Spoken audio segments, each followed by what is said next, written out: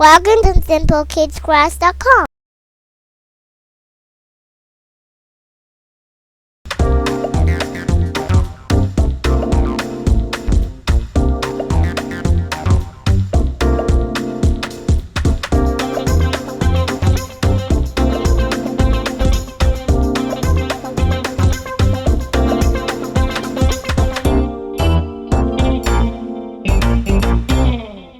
Hi! Today we're going to make a skirt for your doll, your fashion doll. It could be a Blythe doll, Barbie doll, or Lib doll, or even a Bratz. I'm going to take this piece of pants. These are the bottom of pants, my son's pants actually, and I'm gonna reverse the pants themselves, put them inside out, and now here I'm going to trace what would be the actual skirt. Now this pattern you can download from our site, and the link is in here at the top of the screen, and you can also see the link in the description. I'm going to take a black marker, but you can also take a piece of chalk if you want to, and I'm gonna trace around the skirt.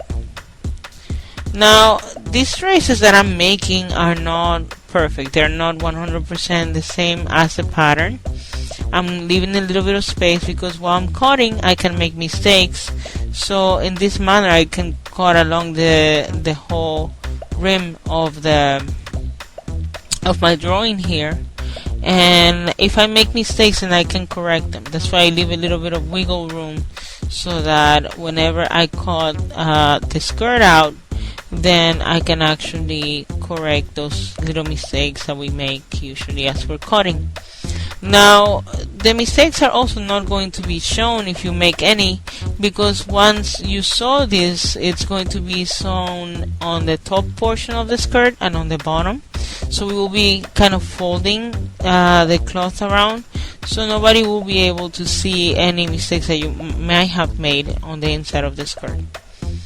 Now this pattern again can be downloaded from our website, and you can see the link right at the top, and if you cannot see the link at the top, you can always click on the description, and the description will give you the link for where to download this pattern. Now I made a little bit of a mistake here on the corner, so I'm just shaving off a little bit of the skirt. This is basically what I was talking about at the beginning. Now I have my skirt, and now what I will do, if I were to sew this by hand, I'll fold the bottom just like that, and then I'll sew throughout, and I will do the same thing at the top. Before I begin sewing the two pieces, I will do this for the top and the bottom of each piece, and I'll do that by hand. Now I have my sewing machine. Yep, I just bought a sewing machine, so what I'm going to do is put these little pins right here that you can see, so that I can actually sew and my cloth will stay intact and it will not come apart as I'm sewing. Now what you can do is, if you don't want to do this with pins, if you're doing this with a child, if you're doing it yourself but you don't have pins, you can always use an iron and iron out the actual skirt so that it will keep the shape that you see here while you're actually sewing. Now I am removing the pins as I'm sewing for the first portion of it, and then I'll keep the rest of them on because the machine went through it without a problem.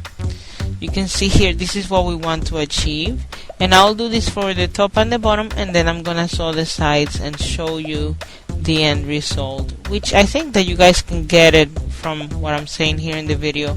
You will sew the top and the bottom just like this, and then what you will get is something like this. You will actually get the skirt that you can see here, and you can see that the top I have sewn from the inside, and the bottom I have done the same thing, and then I went ahead and took care of the sides. Now this is my doll. Her name is Zainab, and she will be the model for a lot of the different clothing that we're going to be making for our dolls.